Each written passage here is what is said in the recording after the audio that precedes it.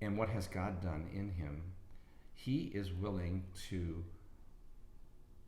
be touched and to touch sickness and death and burdened humanity. Yeah, because in the time of Jesus, you didn't touch dead bodies and you didn't touch sick people, and only very specific, under specific circumstances with ritual and cleaning and all this stuff did you go out of your way to touch someone who was sick or dead or bleeding or any of these things. And yet Jesus he's doing it all the time in this reading and really throughout the whole Gospels. Right, and so I was noticing that so Jesus is manifesting to us what it means to be a person of faith. It is the willingness to touch needy and broken human condition. And that is confirmed by the woman with the hemorrhage. She also, Jesus compliments her or declares her to have great faith because she too was willing to touch him.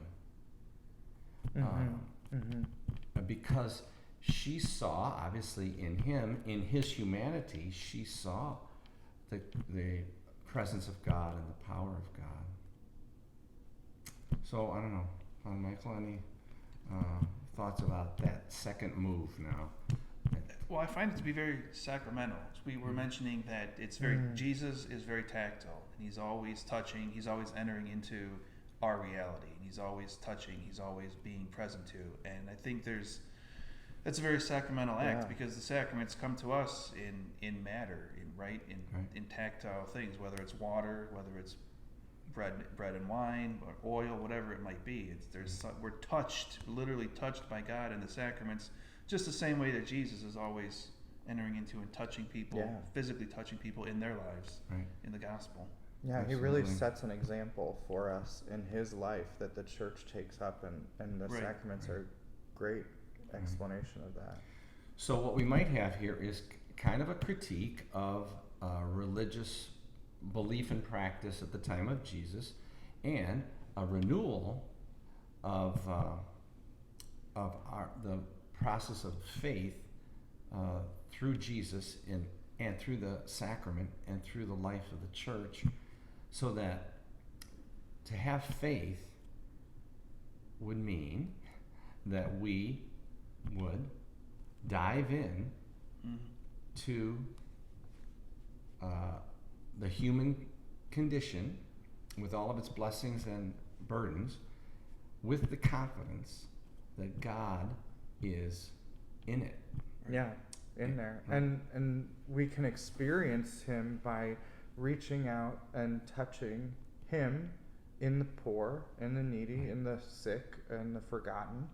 And by doing that, we bring Jesus to them, right? Because we are experiencing, we are his hands and his feet, as Teresa of Avila says. And so we touch and for Jesus, and we bring him into that situation when we engage with that. Whether it's feeding the hungry ministry, or going to visit people in the hospital, or doing any kind of service that we do here. So many options here at St. Albert the Great. Because our sinful humanity, at least mine, is when I am afflicted, so let's say my feelings are hurt, or sad about something, or maybe I'm feeling sinful, my temptation is not to dive in. My temptation is to separate myself and protect myself and withdraw from human contact, from contact with maybe somebody would be able to help me or challenge me. And so I think maybe in our religious lives and in our personal lives, our temptation is to be too inward, and we resist the call to reach out and touch others in my own need. So, but also, as I think certainly Father Josh was saying, we hear, especially in the brokenhearted, the injured, the needy, the little, the forgotten. We, like Jesus, can hear the invitation to come out of yourself, Mm-hmm. move away from the security of the sea, and move into the chaos and the contact with the presence and the power of God that is out there. So I think that's self-protective. Yeah. Um, Maybe this week we can take a risk. mhm. You know, reach out to someone or do some act of service or, you know, visit someone who needs us or who we haven't seen in a while, or you call them on the phone, do a FaceTime or whatever. Just do something that maybe takes a little bit of risk to bring Jesus into a new situation. Right. Yeah, how many of us have a sister or a brother who, you know, I'm not calling him. If he wants to have a relationship with me, it's on him. I'm behind the bunker here, and you know, but I'm not reaching out again. That's I might get hurt again.